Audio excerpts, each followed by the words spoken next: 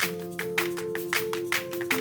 guys, welcome back to Too Cool for Middle School. My name is Megan and today I wanted to share with you some of the ways that I help my students improve their writing. I am not a big fan of the editing process in teaching writing. Most kids aren't a fan of it as they do their own writing, and sometimes it's really difficult to communicate to them what it is that I would like them to improve about their writing. So if they turn in a rough draft of an essay, there are things that I would usually like them to improve, but I don't really have time to go through every single kid's essay and explain all of the things that would make them a better writer. But I found a pretty useful way to help them recognize it in their own writing and give them an opportunity to raise the level of their own writing before they turn in a final draft. So this is an exercise that I do with them after they've already written something. They need a rough draft for this, and I know that there's going to be those kids that don't even have a rough draft, but honestly, by the time they're in like 6th and 8th grade, like my students are, if they don't do that part of it, then this just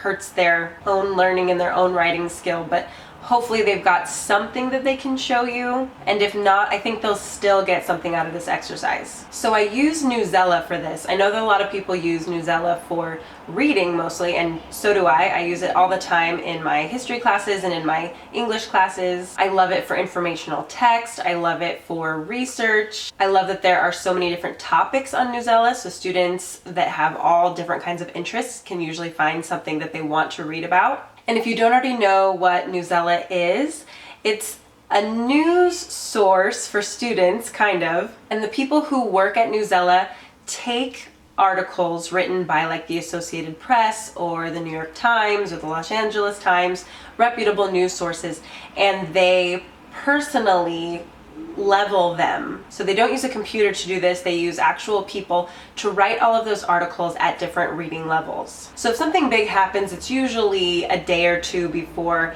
that news story shows up on Newsela because they have to go through the process of leveling the articles.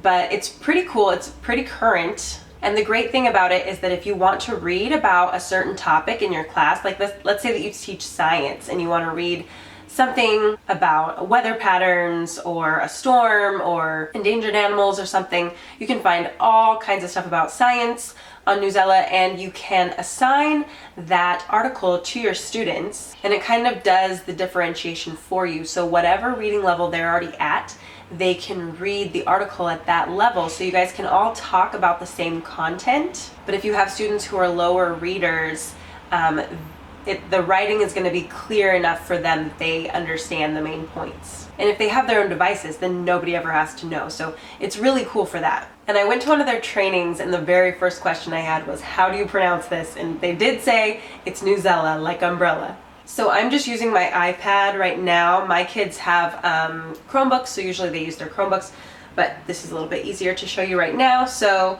they've got plenty of different articles up right now, like Villanova beats Michigan to win its second NCAA title in 3 seasons. 6 students walk from Tennessee to Mississippi to honor MLK. 5 myths about Passover. Students get a glimpse at the life of a bear. Really varied and just different kinds of articles for all of your students to read. And they come with quizzes, and you can assign like written questions. It's really good for like test prep and reading comprehension. It's just really good. I like Newsela. So let me show you how I use it for writing. So I would pick one article that I would use as an example, and then later on I would let my students just pick any article at all that they wanted to use. So let's do, American Samoans file lawsuit seeking full U.S. citizenship. That is very interesting to me because this is what I did my master's on. So I'm going to go back and read that one. There's always things that I want to go back and read whenever I assign stuff to my students.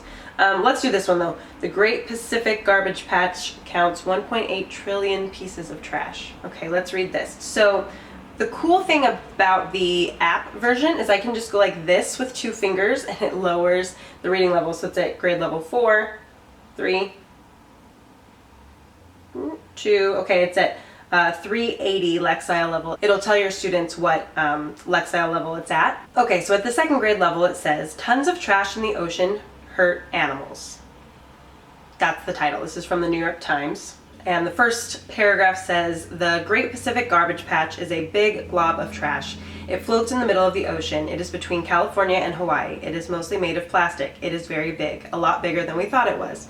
It is twice the size of Texas, and it is only getting bigger." So I could ask my students, is this a well-written paragraph? And honestly, it's fine. There's nothing wrong with it, but it's not a very high-level paragraph. But it is to the point, it is accurate, and there are not mistakes in it. But what my students tend to try to do, especially my 8th graders, whenever they want to raise the level of their writing, is they just go through each word with a thesaurus and they just try to just make the word have more syllables. They just try to make it sound more complicated. So they end up sounding like Joey on that episode of Friends, where he writes that letter of recommendation for Chandler and Monica, and he signs it Baby Kangaroo Tribbiani. So I've noticed my students doing that a lot, and it drives me crazy because it really interrupts the readability of their writing.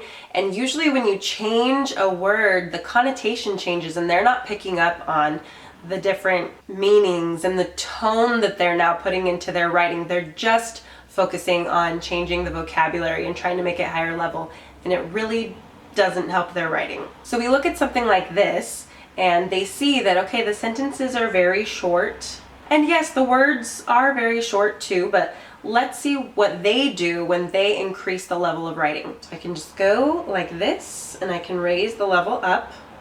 Okay, so now it's at max. So now the title is "The Great Pacific Garbage Patch Counts 1.8 Trillion Pieces of Trash." And now the first paragraph says, "The Great Pacific Garbage Patch is getting greater. Twice the size of Texas, the floating mass is up to 16 times larger than previously thought.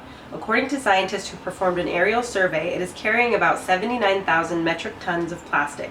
The discovery was published in the journal Scientific Reports. The study reveals that this plastic blight in the Pacific Ocean is still growing at what the researchers call an exponential pace." Okay, so yes, the vocabulary level is higher, but there are also more details in these sentences. The sentence structure is varied. They use complex and compound sentences. They still use simple sentences, but they just vary the structure. They use more scientific lingo in this version, so there are many things that they do to raise the lexile level or the reading level. And essentially, they're conveying the same point, but you can tell that the writing is very different here. So what I'll have my students do is just choose any article that they'd like to read about and do the same thing. Read it at either the lowest level or just a pretty low level, and then raise it up to wherever else they'd like to read it, and make note of 3 to 5 ways that the writing increased. And they have to be specific. So we come up with